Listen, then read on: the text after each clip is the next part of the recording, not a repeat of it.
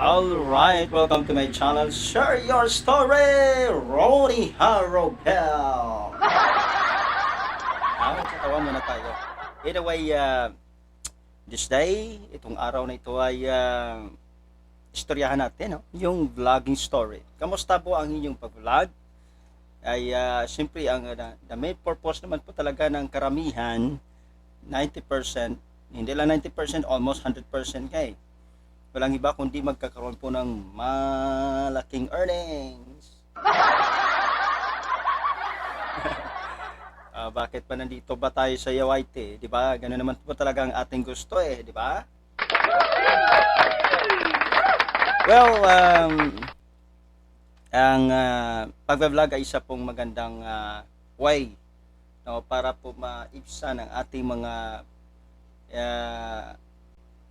yung mga iniisip natin na araw-araw, di ba? Problema, kahirapan, o anumang klaseng sakuna na dumadating sa ating buhay. Ngayon nga, kahit yung mga sakuna na di magandang na nangyari sa pang-araw-araw ay ginagawa na rin pong pag-vlog.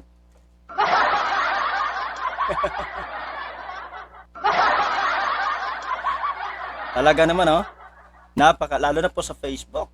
No? Pag kahit aksidente, kinukanan po ng ng video agad. Tapos yung picture yan. Kahit yung namatay na, ay videoan o kaya ay pinipicturan. Parang ano ba yun? Actually, para sa akin, di naman magandang ganyang klaseng pag-vlog. Bigyan man natin po ng respeto ang mga ay nako naman yung mga nandyan po sa aksidente nangyari, no? Kahit po yung mag-asawa, kahit yung mga nahuli na nakikilabit, halos na po kahit po yung sa mga traffic lamang na mga problema, ay nako, vlog agad. Ito pa, pati pa mga EMDA o kay mga pulis o kay mga ay talagang video-videoan na agad. Ay katakot-takot ngayon, no? Yeah, that's a vlogging story. Kaya ingat-ingat po tayo dahil baka sa susunod na araw tayo naman po mababiral, no? Tapos ay pong kalit-lait ng mga masamang salita na sinasabi po sa atin. Kaya ingat-ingat po tayo dahil baka po tayo naman ang pagbabiralan. That is the vlogging story po, di ba? Totoo naman talaga ay napaka po talaga, no? Yung ay nako, basta ganun po. So ang pag-vlog ay parang ginagawa na to talagang hanap buhay ng tao. No? At isa po siyang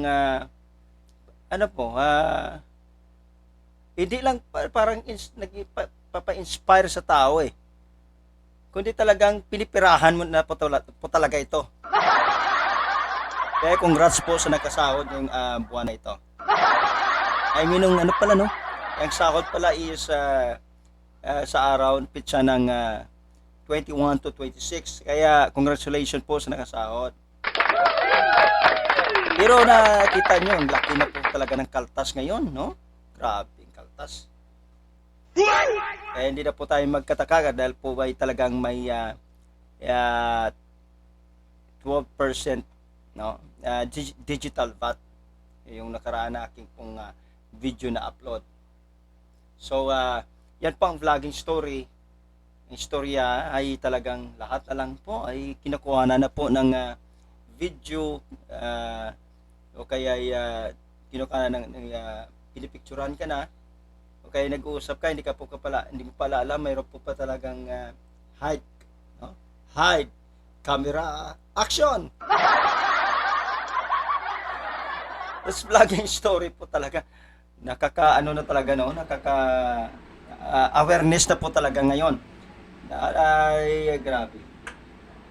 Ito AI Pati AI ay ginagawa na po ng lahat ng paraan para lang po, ano ba to pang-entertain ba ito? Pangpasira? may mga bigat na istorya na talagang ay. Kaya nga sa vlogging story ay baka sa sunod ikaw na po na ang istoryahan ng mga tao po sa social media.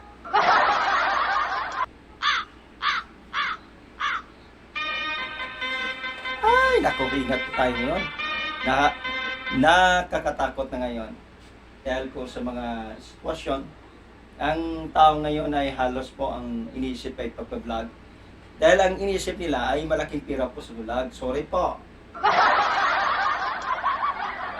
Sa mga small content, lahat po tayo mga small content, hindi po mamalaking ating mga earnings. Marami pa tayong mga kompetensya. Kahit po tayo nagkakompetensya sa ating mga kaibigan. Pero anyway, hindi po kailangan ng kompetensya eh. Support po sa bawat isa. Kung tayo po lahat po ay mag-support sa ating vlogging, alright, it's good earning po.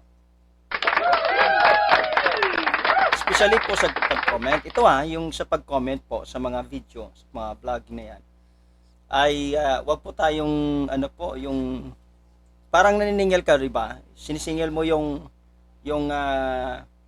parang nag-ano ka na ba, dahil po nanood ka, nag-comment ka, pero ang comment po ay hindi po according sa pinapanood. Kaya nga, alam nyo kasi sa panood, ay kailangan mo talagang panoorin siya, no? Kung hindi man, ay mayroon po siya doon na, mayroon pong description, ng video description. Okay? At doon po kayo kumuha para wag po kayong lumayo sa video na yon kahit po hindi po kayo nanood. Kung pinapatakbo nyo lang po ang video, ang video vlog ng ating mga kasamahan. Okay? Yan lang po ang pinakasimple. Basahin nyo po ang video description o kayang title at wag po yung lumabas doon. Kasi napapahamak po, lalo na po sa akin. I'm sorry sa aking mga kaibigan. No, huwag tayong maningil. No? Sabi po, hindi ko po na-skipping ads, na-skipping, full watch, na-subscribe ko na po. Harang, na pa ba mga bawal na, lagi po itong sinasabi na hindi po pwede.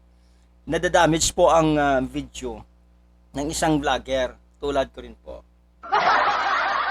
Kaya po, ang ginagawa ko, dinidelete. I'm so sorry sa aking mga kaibigan. Dinidelete ko po talaga yon. No, talagang dinidelete ko yon. Kasi although I gave it back, no, sa inyong mga video, pero ang pag-comment ko ay sa according talaga sa video na yon. Okay? Yun naman po talaga eh. So this is again, sana po mag-enjoy po tayo sa pag-vlog story. Pero ingat po tayo lagi kasi baka sa bandang huli tayo naman pong viral sa mga video. Okay, sa mga social media. Share your story, Ronnie Harobel.